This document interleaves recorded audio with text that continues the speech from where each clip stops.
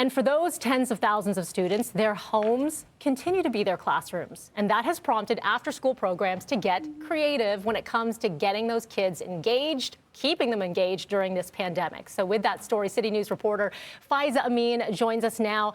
And these groups offer some very vital services. Faiza, good morning to you. Good morning, Mel. Vital and life-saving in some cases. We're talking to access to transportation and groceries.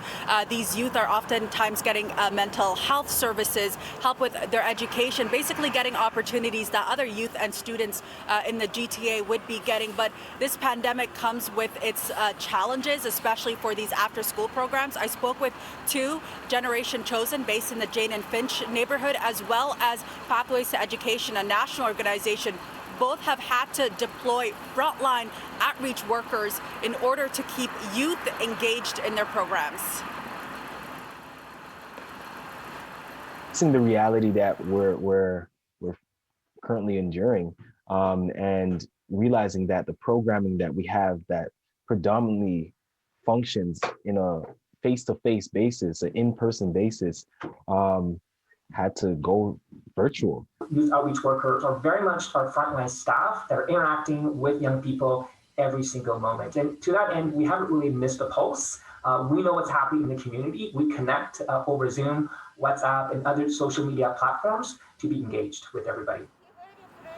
Okay, so no doubt there are challenges here, Faiza. So what are they doing right now? What is the strategy to be able to really reach these youth?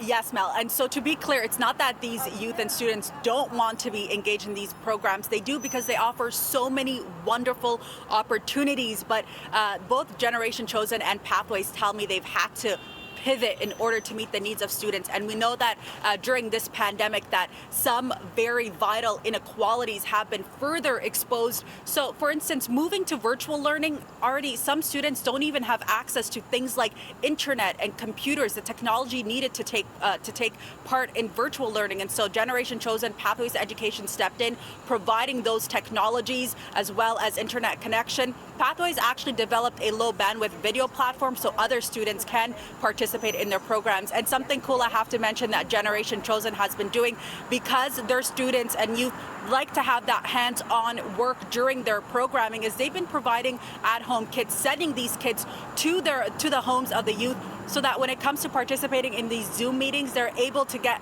that hands-on activity going during the meeting. So a little bit different for these youth.